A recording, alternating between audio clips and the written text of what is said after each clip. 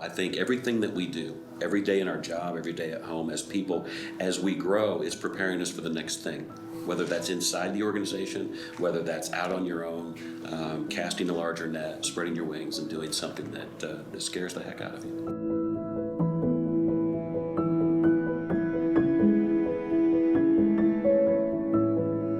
Hello and welcome to the Day of Learning podcast. Today I'm joined by Kevin Brown, who just delivered a great presentation on the hero effect. Thank you. Now, a little bit about your history. You have 30 years corporate experience, and you eventually retired as an executive to pursue your passion, which is the hero effect. Mm-hmm. So what inspired you to take this giant risk?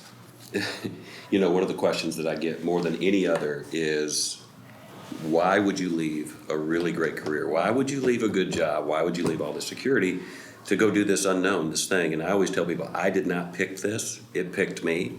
I have two major fears in my life. One is fear of flying. The other is the fear of being in front of large groups of people and speaking. And last year we did over 100 events and flew about 250,000 miles. So I guess sometimes it's not what scares you. Sometimes you step into your fear, but it's really about being called to do this. And so I've moved past those fears to be able to pursue this because I think we have a really unique message. And I want to take the opportunity to share it with as many as we can. Well, I would never have guessed that because you're a phenomenal presenter too. You definitely have a lot of charisma when you present and stuff. So, but I've heard a lot of people referred to as leaving the corporate world as removing the golden handcuffs. Yeah. Yeah, and it's funny, you can get into a mindset where that, your reality, and corporate life was very, very good to me. I have no complaints. And people said, well, do you wish you would have done it sooner? And the answer is actually no. I don't think I was ready to do it sooner. I think everything that we do, every day in our job, every day at home, as people, as we grow, is preparing us for the next thing. Whether that's inside the organization, whether that's out on your own, casting a larger net, spreading your wings, and doing something that scares the heck out of you. Yeah. What kind of tools did you learn from the corporate experience? Oh, everything. So I had a laboratory. The last 20 years I was blessed to be part of a little family business. It wasn't my family, but they adopted me into their family. I was one of two non-family executives in this company. They gave me a platform, and I'm a kid without a high school diploma. I didn't go to college. And so to have this really great platform, this really great family that let me learn on their watch was fascinating. Not only did I learn about selling, but I learned about culture. I learned about branding and advertising. I learned about communication. And all of those things just started to come together in my life. And as a leader, they taught me what it really means to be going somewhere that other people want to go. There's a lot of people with titles of leaders, but the question I have for most leaders is, are you going somewhere others want to go? And are you the kind of leader that can energize people and engage people and draw them in? Because we all thrive on stories, and great leaders are great storytellers. And so all of this preparation to now do what I do, which is basically tell stories for a living. I don't use PowerPoint. I don't use video. I just tell stories. I let the theater of the mind kind of take us on this journey of what it means to be a hero. So, like, if you were to do a presentation, would it just be literally one slide, and then the rest of it is just... Yeah, that's it. That's it. I don't even like that, but my team makes me put up one slide just so people can find me on social media, and that's a good thing, right? I'm a late adopter on social media, so. But when you think about that, or at least when I think about it, I look back on the last 4 or 5 years of this journey, and knowing that we've been in front of nearly 500 audiences in that time, it's humbling and it's overwhelming to know that people care enough about this message. And it's really not my message. I just say I'm the guardian, I'm the shepherd of this message right now. But really for us, the turning point in this journey was the through line, right? The classic definition of a hero is ordinary people doing extraordinary things. And we challenged that. We said, is that really what's going on? Is that really what it means to be a hero? Because if you buy into that, you have to first buy into the idea that you're ordinary. And we don't believe that people were put here to be ordinary. We don't think people show up at work every day to make an ordinary contribution or to be ordinary moms and dads or spouses and significant others. And so we challenge that. And what we've learned is that we think it's just the opposite. Heroes are extraordinary people who choose not to be ordinary. We think people are created to be extraordinary. I tell people all the time, you were born extraordinary, so act like it.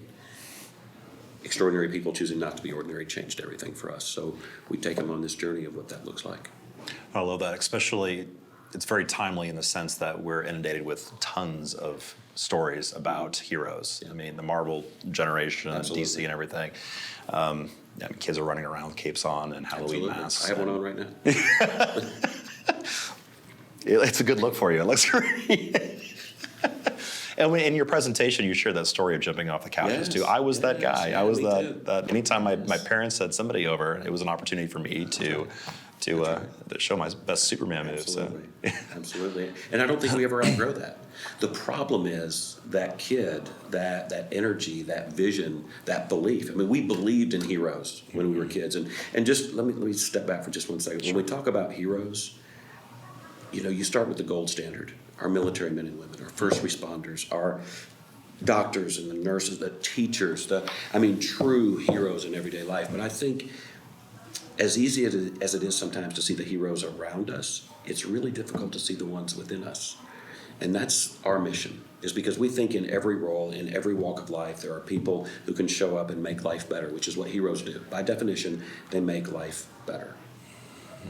They make life better for customers. They make life easier for the people they serve. They make life good for their kids and for their families. And so in that context, we go back to when we were kids, we truly believed in heroes. I read a story recently where Children's Hospital in Ohio, the window washers cascade down this building in superhero costumes, washing windows, going past all of these children, these sick children that are in these hospitals, and their faces light up, and they smile, and they race to the window to see Batman and Superman and Spider-Man, and Wonder Woman cascading down this building because they still believe. If you took those same window washers and had them come down an adult hospital, people would be calling the police, saying, hey, who are these people outside my window dressed like superheroes? Because as we get older, we stop believing. We stop believing in what's possible. Mm-hmm. And so hopefully we bring it back. We can bring back a little bit of that. You talk about how we're conditioned to stay within the lines and stay within the rules and stuff. So what are some helpful tools to encourage people that you could share with people on how to take those risks? Redefine the lines, right? The lines that we have in our life, the boundaries that we create, it's all a conditioning process, right? Just like believing that ordinary people do extraordinary things. Ordinary is a conditioning process. Ordinary is there's one of those boundaries. It's the critics. It's well-meaning people who tell you shouldn't or you can't or don't do that, you might get hurt, you might fail. Well, the only great things that on planet Earth have come from failures, right? Everything that we have today, everything that we use, whether it's technology or food or whatever it is, they are all the byproducts of failure. And so the more we're willing to fail, the trick is to fail faster, right? So that we can move those boundaries and find out what really works. The easiest way I can explain this is how we did it when we were kids, right? When I was a kid, we lived for the day when somebody in our neighborhood would buy a washer or dryer, right? Why? Because we wanted the box. We wanted the box. Why? Because we were going to take that box and turn it into a spaceship, a race car, an army fort. We were going to turn it into anything but a box. A stair slide in my case. Stair slide. And if we got really lucky, somebody would buy a refrigerator. Now we had a time machine. And as kids, we would go out there, we would spend all day in that box. And we would splash our color on that box. We would splash our uniqueness on that box. And we did our best work in the box. We'd go to the heavens and back in a single afternoon. And then we grow up and we talk about the box very differently. The box, the one at work that's so terrible that we have to think outside of it. Think outside the box. But the game is played where? Inside the box. The reason we stop in our tracks and admire certain people is because some people have never lost the ability to decorate the box, to show up, whatever their role is. The box for some is a cubicle. The box for some is the cab of an 18-wheeler. The box for some is a classroom or a kitchen, or we all have these boxes that we live in. And the great ones know how to transform that box. And it looks different. And that's why we stop in our tracks and we admire them. I mentioned Kobe Bryant. In a previous conversation that we had, and Kobe Bryant transformed the box. His box looked like a basketball court. Michael Jordan transformed the box, right? Patrick Mahomes transformed the box. It looks like a football field. Won a Super Bowl that many didn't think they could win. Super Bowl champions, because they transformed the box. They kept pushing those boundaries further. They didn't listen to the critics. They listened to their passion, to their belief, to that big vision, and every day they went to work and moved in that direction.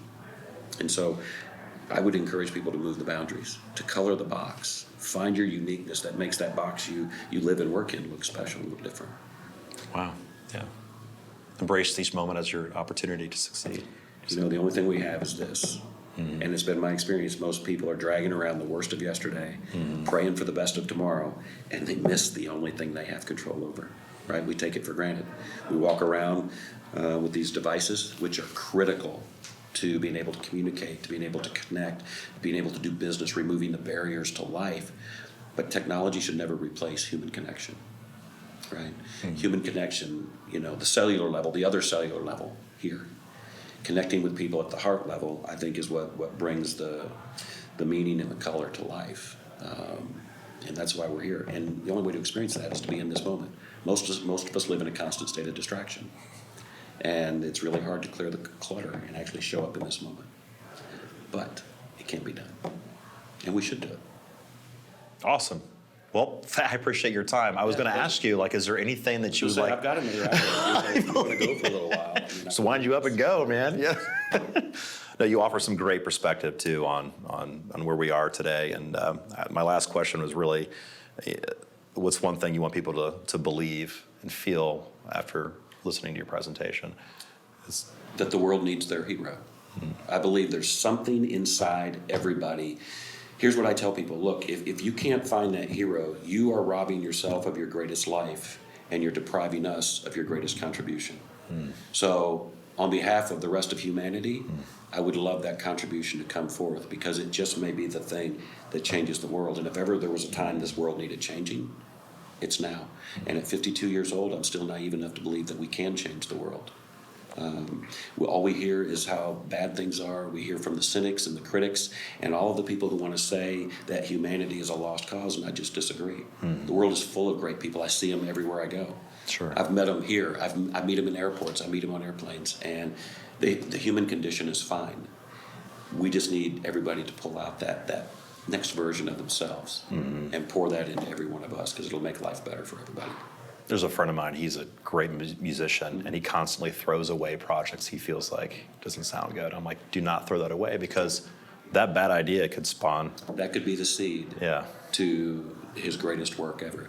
I believe that your greatest masterpiece is still within you. And regardless of what you've painted up to this point, whether it's a masterpiece or a mess, it's just the backdrop for your next great work. I love That's that. all it is. Awesome. Well, I appreciate your time. Pleasure. Thank you so much. Great to be here. Again, thanks for listening, and be sure to go to the Day of Learning website and check out all the additional resources that we have available. We have clip notes, we have discussion guides, all the ways to keep the conversations going and the discussions alive, and to help make every day a day of learning.